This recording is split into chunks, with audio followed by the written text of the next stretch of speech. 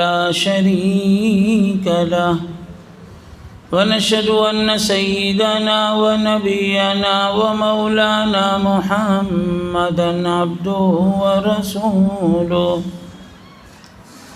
صلى الله تعالى عليه وعلى آله وأصحابه وبارك وسلم تسليما كثيرا أما بعد فقد قال الله تعالى فأعوذ بالله من الشيطان الرجيم بسم الله الرحمن الرحيم وقال الذين كفروا لرسلهم لنخرجنكم من أرضنا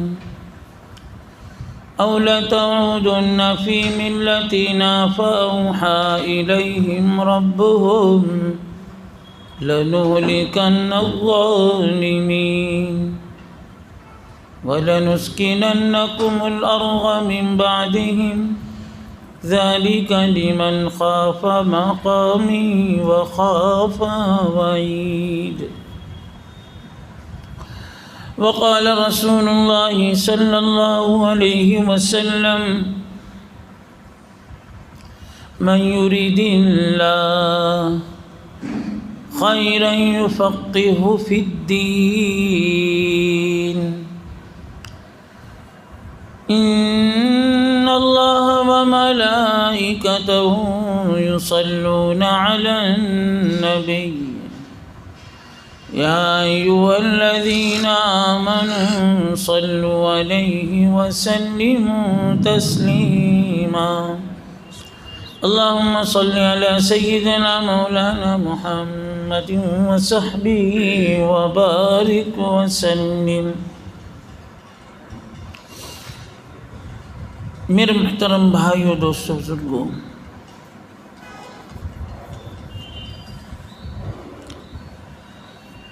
آج مسلمانوں کے اوپر سخت حالات ہیں، جس کو دیکھو ہر ایک بس مسلمانوں کے خلاف، اسلام کے خلاف، دین کے خلاف، شریعت کے خلاف.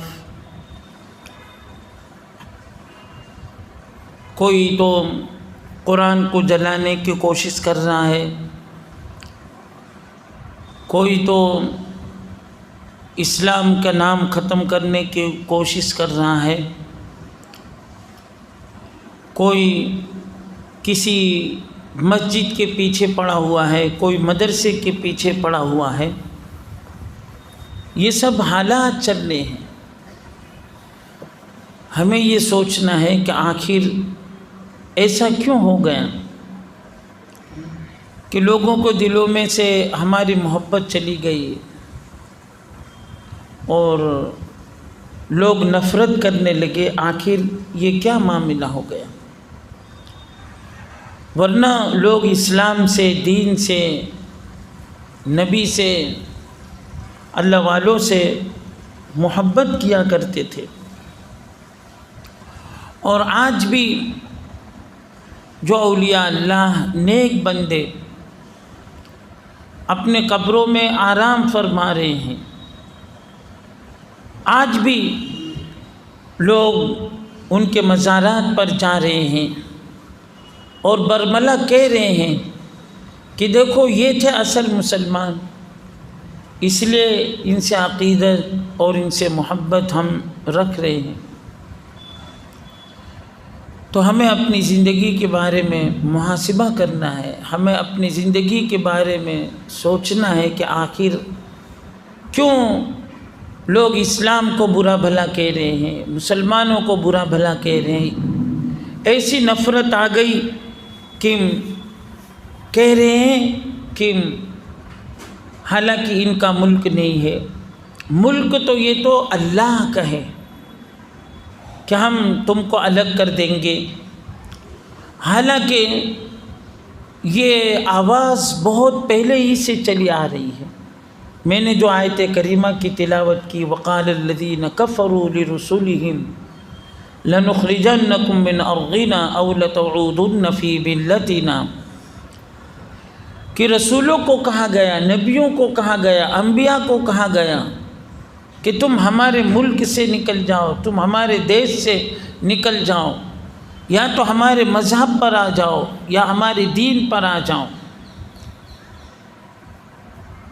حضرات انبیاء کرام علیہ الصلوۃ والتسلیم خود جمے رہے، اپنی موقف پر جمے رہے، اور ساتھ ساتھ میں اپنی امتوں کو جمائے رکھا ثابت قدمی کے ساتھ، تو اللہ تعالیٰ نے حفاظت فرمائی۔ اسی طریقے سے آج بھی مسلمانوں کو یہ کہا جا رہا ہے، مسلمان اگر اپنی جگہ پر جمے رہیں گے، ثابت قدم رہیں گے، دین و ایمان پر رہیں گے، تو کوئی کچھ بھی نہیں کر سکتا، ذرہ برابر کچھ بھی، کوئی کچھ بھی نہیں کر سکتا۔ اس ملک کو بنانے میں، سنوارنے میں ہمارے بزرگوں نے بڑی محنت کی، بڑی جد و جہد کی، یہ ملک ایسے نہیں آ گیا۔ اسی لیے جب سن 47 میں لوگ اس ملک کو چھوڑ کر جا رہے تھے، تو مولانا ابوالکلام آزاد رحمۃ اللہ علیہ وہ جامع مسجد جو دلی کی ہے وہاں پر کھڑے ہو گئے، اور کھڑے ہو کر مسلمانوں کو للکارا کہ مسلمانوں تم کہاں پر جا رہے ہو؟ یہ کیا تمہارے پاس جو بڑی بڑی مسجدیں ہیں، ان مسجدوں کا کیا حال ہوگا؟ مدرسوں کا کیا حال ہوگا؟ جو بڑے بڑے قلعے مسلمانوں نے بنائے ان کا کیا حال ہوگا؟ تاج محل کا کیا حال ہوگا؟ لال قلعہ کا کیا حال ہوگا؟ اس طریقے سے جب للکارا تو الحمدللہ مسلمانوں کے پیر اور مسلمانوں کے قدم مضبوطی کے ساتھ جمے رہے۔ اسی طریقے سے آج بھی یہی حالت ہے۔ سب سے پہلے ہم خود اپنی غلطیوں کا اعتراف کریں گے کہ آج قرآن کو کیوں جلایا گیا، اس لیے کہ ہم نے قرآن کا احترام نہیں کیا، ہم نے قرآن کا ادب نہیں کیا، ہم نے قرآن کو بس کوئی انتقال کر گیا ایصال ثواب کے لیے، یا کوئی دکان ہم شروع کر رہے ہیں تو اس کے افتتاح کے لیے کوئی عالم دین کو بلا لیا، بچوں کو بلا لیا، یا کوئی بیمار ہو گیا تو اس کی بیماری دور کرنے کے لیے آیت شفا پڑھ رہے ہیں، آیت شفا پڑھ کر دم کر رہے، لکھ کر پی رہے ہیں۔ اسی کو علامہ اقبال نے شکایت کیا تھا، قرآن کی فریاد کو ایک محاورے کے اور مثال کے طور پر قرآن نے فریاد کیا تھا، میں طاقوں میں سجایا جاتا ہوں، مخمل میں رکھا جاتا ہوں، دھو دھو کے پلایا جاتا ہوں، کس جگہ میری دھوم نہیں، یعنی ہر جگہ قرآن کے چرچے، ہر جگہ قرآن کے تذکرے۔ اب تو بہت سے لوگ ایسے کہ اللہ کی نافرمانی والی چیز کو شروع کر رہے ہیں اور وہاں پر قرآن کی تلاوت کروا رہے ہیں۔ ایک جگہ میرا ایسا سابقہ پڑا کہ بجائے وہاں پر بچے بچیوں کے ڈانس کا نظام ہے اور کہہ رہے ہیں قرآن کی تلاوت کا۔ تو قرآن کے ساتھ جب ایسا معاملہ ہو گیا تو پھر لوگوں کے دلوں میں قرآن کی حرمت، لوگوں کے دلوں میں قرآن کی عظمت نکلتی چلی گئی۔ اسی طریقے سے ہم نے مسجدوں کا ادب نہیں کیا، مسجدوں کا احترام نہیں کیا، مسجدوں کو آباد نہیں کیا، تو دوسروں کی نظر پڑ گئی۔ آج ہمارے پاس کتنی مساجد ہیں، لیکن کتنی مساجد آباد ہیں، ہم نے جب نہیں فکر کی تو پھر لوگوں کی نظریں ہماری مساجد پر پڑ گئی۔ اسی طریقے سے جو اسلام نے پردے کا حکم دیا تھا، جب ہم نے پردے کی عظمت کو نکالا، ہم نے اپنی بچیوں کو بھی اسکول کی لالچ میں کہ ہماری بچیاں چھوٹی چھوٹی وہ اسکول میں کیسے جائیں گی، اس لیے یونیفارم بنانا ضروری ہے، تو دھیرے دھیرے ہم ان کے نقش قدم پر چلتے گئے۔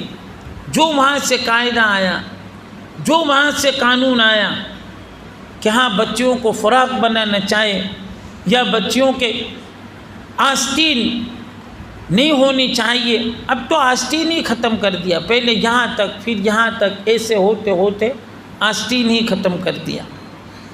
جو وہاں کا ننگا پن لباس، اسکول کے ذریعے سے یہ قاعدہ قانون پاس ہوتا ہے کہ اس طریقے سے تم اپنے بچوں کو اسی طریقے سے یہاں پر بھیجو۔ اب دھیرے دھیرے جب چھوٹی بچیوں کو ننگا لباس پہنایا جاتا ہے تو وہ ان کی عادت بن جاتی ہے، پھر وہ بڑی ہو کر اس عادت کو نہیں ترک کر سکیں گے، اس عادت کو نہیں چھوڑ سکیں گے۔ تو اس طریقے سے جب ہم نے اپنے ذہن اور دل دماغ سے پردے کو نکالا کہ ہاں پردہ کوئی چیز نہیں ہے، تو پھر ان لوگوں نے اس کو پکڑ لیا۔ آج وہ پردے کا مذاق اڑا رہے، حیا اور شرم کا مذاق اڑا رہے۔ اس لیے ضرورت اس بات کی ہے کہ ہم دین و اسلام میں مکمل داخل ہو جائے، دین و اسلام کو اپنا لے۔ دنیا کچھ بھی قاعدے قانون کچھ بھی کرے، کچھ بھی نہیں ہوگا۔ اللہ تعالیٰ مسلمانوں کی جان، مال، عزت، آبرو کی حفاظت فرمائیں گے۔ ابھی سب لوگ ڈرے ہوئے ہیں، مسلمان پریشان حال ہے، دوسرے صوبوں کے حالات بہت سخت خراب ہے، دوسرے صوبوں میں لوگ اپنے گھروں سے باہر نکل چکے ہیں، احتیاط کر رہے، اسکول اور کالج میں احتیاط ہو رہا ہے، اسکول اور کالج کے لڑکے باہر نکل چکے ہیں اور اپنا موقف پورا کرانے کے لیے اپیل کر رہے ہیں، کوشش کر رہے ہیں، جد و جہد کر رہے ہیں۔ پھر بھی اللہ تعالیٰ نے مسلمانوں کی حفاظت فرمائی۔ آج بھی اللہ تعالیٰ نے اسلام کے جو دشمن ہیں ان کے دلوں پر اللہ تعالیٰ نے رعب ڈال دیا کہ بظاہر مسلمانوں کے پاس نہ طاقت ہے، نہ قوت ہے اور نہ حکومت ہے، لیکن اللہ تعالیٰ نے مسلمانوں کو غلبہ عطا فرمایا۔ جو قرآن نے کہا وَلَا تَهِنُوا وَلَا تَحْزَنُوا وَأَنْتُمُ الْأَعْلَوْنَ إِن كُنتُم مُؤْمِنِينَ، تم کچھ خوف نہ کرو، تم کچھ غم نہ کرو، اے ایمان والو تم ہی سر بلند رہو گے، تم ہی کامیاب رہو گے، تم ہی نصرت اور فوز و فازی پر قائم رہو گے۔ تو آج بھی اللہ تعالیٰ نے مسلمانوں کو عزت عطا فرمائی ہے، مسلمانوں کو اللہ تعالیٰ نے طاقت اور قوت اور ہمت عطا فرمائی۔ اس لیے ایسے وقت میں مسلمانوں کو متحد ہو جانا چاہیے۔ جیسے کفر کی طاقتیں وہ متحد ہو چکی ہے، ایک جگہ جمع ہو چکی ہے، ایسے مسلمانوں کو بھی چاہیے کہ وہ ایک پلیٹ فارم پر اور قرآن اور حدیث کے تحت ایک جگہ جمع ہو جائیں، اختلافات اس کو ختم کر دیں، اور اوپر الحمدللہ اختلافات ختم ہو چکا، تخت پر بیان کرنے کے لیے بیٹھتے ہیں تو الحمدللہ تمام علماء ایک ساتھ بیٹھ کر بیانات کر رہے ہیں، تمام کے تمام اہل علم وہ مسلمانوں کو ایک ہی جگہ بیٹھ کر پیغام دے رہے ہیں، نصیحت کر رہے ہیں۔ یہ بہت اچھی بات ہے اور یہ بہت بڑھیا بات ہے۔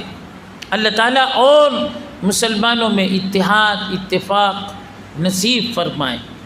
تو جیسے اس وقت ہو رہا ہے، صحابہ کرام رضوان اللہ تعالیٰ علیہم اجمعین کے زمانے میں بھی ہوا۔ ہمیں سیرت کو عنوان بنانا پڑے گا۔ جب آپ صلی اللہ علیہ وسلم مدینہ منورہ تشریف لے گئے تو کچھ لوگ وہاں کے بھی تھے جن لوگوں نے آپ کی مخالفت کی اور آپ کا تعاقب کیا، آپ کے پیچھے پڑے۔ ایسے تو جب آپ اپنے اصحاب کے ساتھ گئے تو آپ نے انصار اور مہاجرین کو جو پیغام دیا وہ تو آپس میں محبت کے ساتھ رہنے لگے، اور اتنی محبت کے ساتھ رہ رہے تھے انصار اور مہاجرین کہ ایک دوسرے سے مل جل کر رہا کرتے تھے اور یوں کہا کرتے تھے، اور ان کا معاملہ بھی ایسا ہو گیا تھا، کسی کے پاس 2 بیوی، کسی کے پاس 3 بیوی، کسی کے پاس نہیں ہے، تو ایسا معاملہ کر کے اس طریقے سے معاملہ طے کر لیا کرتے تھے کہ ہاں 1 بیوی ہم ان کو چھوڑ دیں۔ اللہ تعالیٰ نے ایسی محبت عطا فرمائی اور ایسی عظمت عطا فرمائی۔ لیکن اسی معاشرے میں جب آپ صلی اللہ علیہ وسلم مدینہ منورہ تشریف لے گئے تو کچھ آپ کے دشمن، خاص طور سے یہودی، وہ بہت بڑے دشمن شروع زمانے سے اور آج بھی، قرآن مجید میں اللہ تعالیٰ فرماتے لَتَجِدَنَّ أَشَدَّ النَّاسِ عَدَاوَةً لِلَّذِينَ آمَنُوا الْيَهُودَ وَالَّذِينَ آمَنُوا أَشْرَكُوا۔ اسلام کے دشمنوں کی نشاندہی کی ہے قرآن نے، لَتَجِدَنَّ أَشَدَّ النَّاسِ عَدَاوَةً لِلَّذِينَ آمَنُوا الَّذِينَ کہ ایمان والوں کے لیے سب سے بڑے جو دشمن ہیں وہ یہود دشمن، سب سے بڑے جو دشمن ہیں وہ یہود دشمن ہیں۔ تو یہودیوں نے آپ کی بڑی مخالفت کی اور یہودی آپ کو برا بھلا کہنے لگے۔ آپ نے ان سے سوال بھی کیا، پوچھا بھی، کیا میں نبی نہیں ہوں؟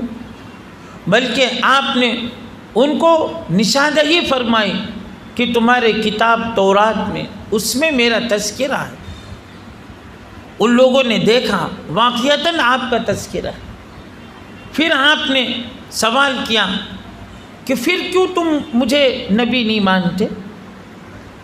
تو ان لوگوں نے یہ کہا یعرفون ابناءہم کما ابناءہم کہ ہم تو تم کو اس طریقے سے پہچانتے ہیں کہ جس طریقے سے ہم اپنے بیٹوں کو پہچانتے ہیں، یعرفون ابناءہم کما ابناءہم۔ پھر آپ نے سوال کیا، آپ ان کے مدرسے میں بڑے بڑے ان کے جو علماء تھے ان کے پاس بھی گئے تو ان لوگوں نے وجہ بتائی کہ دیکھو بات اصل یہ ہے کہ ہم ضد پر ہے، خود صاف اقرار کیا، ہمیں یہ پسند نہیں۔ ان لوگوں نے کہا کہ تمام کے تمام نبی جو ہے وہ تو بنی اسرائیل میں سے آئے، آپ بنو اسماعیل میں سے کیسے آ گئے؟ بس ان کو حسد تھا، ایک ضد دوسرا حسد کہ آپ بنو اسماعیل میں سے، کیوں کہ آپ حضرت ابراہیم علیہ السلام کے خاندان میں یعنی اسماعیل علیہ السلام کے خاندان میں سے آپ آئے۔ ان کو حسد تھی، چنانچہ انہی حاسدین میں ایک کعب ابن اشرف تھا جو آپ صلی اللہ علیہ وسلم کو برا بھلا کہتا تھا، گالیاں دیا کرتا تھا۔ آپ صلی اللہ علیہ وسلم کو معلوم ہو گیا تو صحابہ کرام رضوان اللہ تعالیٰ علیہ مجمعین نے خود ہی مشورہ کیا کہ یہ ہمارے نبی کو گالی دیتا ہے، تو وہ صحابہ تھے، برداشت نہیں کر سکے۔ بلکہ اس زمانے میں بھی اگر ہمارے نبی کو یا ہمارے دین و اسلام کو کوئی کچھ کہتا ہے تو لوگ برداشت نہیں کر پاتے۔ اس زمانے میں پڑوس کے ملک میں حضرت عائشہ رضی اللہ تعالیٰ عنہ کے بارے میں ایک شخص نے کچھ کہہ دیا، تو عطاء اللہ شاہ بخاری رحمۃ اللہ علیہ وہ بیان فرما رہے تھے، تو انہوں نے عطاء اللہ شاہ بخاری رحمۃ اللہ علیہ انہوں نے للکارا مسلمانوں کو کہ ہمارے اماں عائشہ کی عزت چھینی جا رہی ہو اور تم لوگ اس طریقے سے بیٹھے ہو۔ تو ایک نوجوان کھڑا ہوا، اس کو پتہ تھا کہ اسی شخص نے حضرت عائشہ کی شان میں گستاخی کی، تو وہ فوراً گیا اور سب کے سامنے چھرا مار دیا، سب کے سامنے۔ اب یہ کیس وغیرہ ہوا، سارا معاملہ ہوا، اب اس میں وکیل اور جج یہ سارے سب ساتھ میں ہوئے۔ جب اس کو عدالت میں حاضر کیا گیا، اس سے پہلے لوگ اس کو سکھا رہے تھے کہ جب تم جاؤ عدالت میں، کچہری میں، اور جب تم سے کچھ پوچھا جائے تو تم اتنا کہہ دینا کہ میں نے بھول سے یا میری عقل شعور اس وقت صحیح سالم نہیں تھی، اس کے لیے میں نے اس کو قتل کر دیا۔ اس کا نام علیم الدین غازی تھا۔ تو علیم الدین نے یوں کہا کہ یہی تو اصل میرا عقل اور شعور کا وقت تھا، میں ایسا کہہ سکتا ہوں، میری جان چلی جائے کوئی بات نہیں، لیکن میں نے اس دشمن اسلام کو عقل اور شعور کی حد تک رکھتے ہوئے میں نے اس کو قتل کیا۔ جب جج نے پوچھا تو اسی طریقے سے کہا، آخر کار ان کو شہید تو کر دیا گیا، لیکن وہ اپنی بات پر جمے رہے کہ میں جھوٹ نہیں بول رہا، بلکہ میری عقل تو اسی وقت کامل تھی کہ میرے نبی کی شان میں یا ازواج مطہرات کی شان میں کوئی گستاخانہ کلمات کہہ دے، مجھ سے یہ برداشت نہیں ہو سکتا۔ تو آج بھی الحمدللہ مسلمانوں میں یہ بات زندہ ہے، جاری اور ساری ہے۔ ابھی کچھ دن پہلے ناروے، جہاں سے سورج نکلتا ہے ڈوبتا ہے، اس ملک کے حالات کے بارے میں سب کو پتہ ہے، اخبارات میں آیا کہ کچھ لوگوں نے قرآن کے ساتھ بے ادبی کا معاملہ کرنا چاہا۔ وہ اکیلا تھا اور سب کے سامنے کود پڑا، اس نے اپنی جان کی پرواہ بھی نہ کی، اور اس کے ساتھ بھی یہی سب معاملہ ہوا، پکڑ دھکڑ سب۔ وہ صاف بول رہا تھا کہ ہمارے قرآن کے ساتھ کیوں بے ادبی کی گئی، ہم اپنی جان کو نچھاور کر دیں گے، ہم اپنی جان کو ختم کر دیں گے، لیکن ہمارے دین کے بارے میں، ہماری شریعت کے بارے میں، ہمارے اسلام کے بارے میں اگر کوئی گستاخانہ کلمات کہے گا تو ہم چھوڑیں گے نہیں۔ تو الحمدللہ یہ جذبات آج بھی ہے۔ تو صحابہ کرام رضوان اللہ تعالی اجمعین کے زمانے کا میں قصہ سنا رہا، کعب بن اشرف جو یہودیوں کا بڑا سردار تھا، وہ کبھی کبھی آپ صلی اللہ علیہ وسلم کو گالیاں دیا کرتا تھا۔ ایک صحابی رضی اللہ تعالیٰ عنہ ان کو پتہ چل گیا، تو انہوں نے دو اور صحابی کو، معیط ابن، ایسے ہے صحابہ کے نام ہیں، ان کو لیا ساتھ میں، اور مشورہ کیا کہ کیا کرنا چاہیے، یہ ہمارے نبی کو گالیاں وغیرہ دیتا ہے تو اب کیا کرنا چاہیے اس کے بارے پہ۔ تو مشورہ میں یہ بات یہ لوگ طے کر رہے صحابہ کہ چلو خود ہی اس سے مل لے اور تھوڑی سی ایسی باتیں کرے بہکی بہکی۔ تو یہ صحابہ گئے اور ان سے جا کر بات کیا کہ دیکھو مسلمان بہت پریشان کر رہے ہیں، اپنے لوگوں کو تکلیف دے رہے ہیں اور ان کا مذہب بڑھتا چلا جا رہا ہے، اب کچھ کرنا چاہیے ان کے لیے کہ یہ یہاں سے چلے جائیں، یہاں سے یہ بھاگ جائیں۔ اس طریقے سے مشورہ کرتے رہے تو ان لوگوں نے کہا کہ اس کے لیے کچھ پیسے کی ضرورت ہے۔ تو کعب بن اشرف مالدار تھا، اس نے کہا میں پیسے تو دوں گا لیکن اس کے لیے جو مسلمان عورتیں ہیں ان کو گروی رکھ دیں تو پھر میں کچھ اس طریقے سے پیسے دوں گا۔ تو اس پر یہ لوگ اور غصے میں آ گئے، انتقام کا جذبہ اندر ہی اندر تھا لیکن ظاہر نہیں کیا، کہنے لگے کہ یہ بات تو مناسب نہیں رہے گی۔ تو اس نے کہا کہ لڑکوں کو گروی رکھ دیں، تو بھی لوگوں نے کہا کہ اگر لڑکوں کو گروی رکھیں گے تو بھی مسئلہ ہوگا، لوگ ہمیں طعنہ دیں گے کہ ان کے پاس اتنا پیسہ نہیں تھا کہ انہوں نے اپنے لڑکوں کو گروی میں رکھ دیا، یہ بات مناسب نہیں۔ تو آخر اس پر وہ لوگ نے یہ معاہدہ کیا کہ جو تلوار ہے، ہتھیار وغیرہ ہے، اس کو گروی رکھ دو۔ تو صحابہ نے کہا ہاں ٹھیک ہے، اس کو گروی ہم رکھ دیتے۔ اب یہاں سے تلوار وغیرہ اور یہ سب ہتھیار وغیرہ لے کر گئے۔ کعب بن اشرف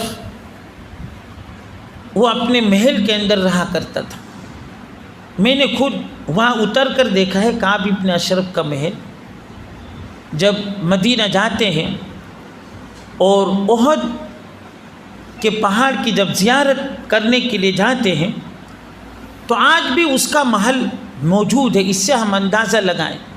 یہ الگ بات ہے کہ گرا پڑا ہوا ہے، لیکن اس کا محل تھا، وہ عیاشی کے ساتھ زندگی گزار رہا تھا اور نعوذ باللہ من ذالک دین و اسلام کے خلاف سازشیں کرتا رہتا تھا۔ آپ صلی اللہ علیہ وسلم کو بھی اس سے تکلیف پہنچ رہی تھی کہ وہ دین و اسلام کے خلاف بکتا رہتا تھا، زہر اگلتا رہتا تھا۔ آپ صلی اللہ علیہ وسلم نے بھی کچھ اس طریقے سے اشارہ فرمایا کہ اس کو اور اس کی جماعت کو اس طریقے سے ختم کر دیا جائے۔ کبھی ایسا موقع آیا تو آپ صلی اللہ علیہ وسلم نے اس طریقے سے ترغیب بھی دیا۔ اب یہ صحابہ صرف 4 صحابی تھے، تو یہ گئے رات میں اور آواز دیا۔ کعب بن اشرف کیونکہ پہلے سے تعلق کر لیا تھا، پہلے سے دوستی کر لیا تھا، آواز دیا کعب بن اشرف، تو اس کی بیوی جو تھی چلائی، ان لوگوں نے بلایا کہ نیچے آ جاؤ، تو اس کی بیوی کہنے لگی کہ دیکھو اس آواز میں خون چھپا ہوا مجھے نظر آ رہا، تم نہیں جاؤ، اس آواز میں مجھے تمہارا خون نظر آ رہا ہے کہ تم کو قتل کر دیا جائے گا، تم نیچے اس طریقے سے نہ اترو۔ لیکن کعب بن اشرف کہنے لگے کہ وہ میرے ساتھی ہے، وہ میرے دوست ہے، تم گھبراؤ نہیں۔ تو کعب بن اشرف وہ اس کے زلفیں والا تھا، زلفیں اس کے بڑے بڑے زلفیں ہوا کرتی تھی، زلفیں والی، اور خوشبو بہت استعمال کرتا تھا، خوشبو بہت استعمال کرتا تھا۔ صحابی نے جب وہ نیچے اترے ملاقات کی اور ساری بات چیت کی، کعب ابن اشرف چونکہ اس کے بال سے خوشبو پھٹک رہی تھی تو دوستی میں کہا کہ ذرا اپنا بال تو سونگھنے دو، تمہارے بال میں سے بہت خوشبو آ رہی ہے، تمہارے بال میں سے بہت خوشبو آ رہی ہے، ذرا سونگھنے تو دو۔ تو اس طریقے سے جب سونگھا تو تعریف کرنے لگے کہ ہاں بہت خوشبو والی بال ہے، بہت خوشبو والے۔ پھر ایک صحابی کہنے لگے کہ ہماری عورتوں کے بھی، ہمارے پاس بھی ہے کہ تم تو آدمی ہو، تمہارے بال میں سے خوشبو آ رہی ہے، ہماری تو عورتوں کے بال میں بھی اتنی خوشبو نہیں رہتی جتنی تمہارے بال میں خوشبو ہے۔ تو اس طریقے سے بے تکلفی سے بات کر رہے تھے۔ تو اتنے میں دوسرے صحابی نے پہلے سے مشورہ کر لیا تھا کہ ذرا پھر سے میں بھی سونگھ لوں۔ اب ایک مرتبہ سب دیکھ لیا تھا اور ہتھیار تو تھا ہی، اب فوراً اس طریقے سے سر پر مارا، گارے پر مارا، فوراً وہ قتل کر دیا گیا، فوراً قتل ہو گیا، خون کے فوارے بہنے لگے۔ اس کی بیوی اس طریقے سے نیچے اتری، وہ سمجھ گئی کہ یہ کام اسی طریقے سے ہو گیا۔ جو صحابی تھے ان صحابی کو لگ بھی گیا لیکن وہ لوگ پہچان نہیں سکے، اللہ کی غیبی مدد آئی، ان کے پیر پہ لگ بھی گیا، وہ گھسٹتے ہوئے گئے، لیکن یہ کام پورا ہو گیا۔ نبی صلی اللہ علیہ وسلم کو جا کر بشارت سنائی تو آپ صلی اللہ علیہ وسلم نے بہت دعائیں دی کہ اسلام کا یہ سخت دشمن تھا اور یہ یہودیوں کا سردار تھا، اس کی وجہ سے اسلام کو بہت سخت نقصان پہنچ رہا تھا۔ آپ صلی اللہ علیہ وسلم نے ان لوگوں کو بہت ساری دعائیں دی۔ تو خیر آج بھی اسی طریقے سے دین و اسلام پر حملے ہو رہے، نئے قوانین قاعدے سب پاس کیے جا رہے ہیں۔ کبھی یہ کہا جا رہا ہے کہ ہمارا ملک ہے، کبھی یہ کہا جا رہا ہے کہ آپ ہمارے یہاں سے نکل جاؤ یا آپ کا یہاں پر رہنے کا حق نہیں ہے۔ اسی بنیاد پر یہاں کی سماج نے اس طریقے سے ہوا، پھر دھیرے دھیرے مسلمانوں کے اوپر حالات آ گئے اور پھر مسلمان نکلنے پر مجبور ہو گئے۔ یہ پھر تھوڑے دن کیمپوں میں رکھتے ہیں، تھوڑے دن یہ کہے کہ ہم تم کو پھر نسلیٹی دے دیں گے، ایسا دھوکے میں رکھ کر پھر اور جیسے ممالک میں مسلمانوں پر ظلم ہوا اور مسلمانوں پر تشدد ہوا تو اس طریقے سے مسلمان اس قاعدے قانون کو قبول نہیں کر رہے ہیں۔ بعض لوگوں نے جو حکومت کے اندر رہتے ہوئے ایسی بل کو پھاڑ بھی دیا، اللہ سب کی مدد فرمائے۔ تو اس لیے ہمیں یہاں پر جو پیغام دیا جا رہا ہے، کوئی ریلی وغیرہ تو نہیں ہے، لیکن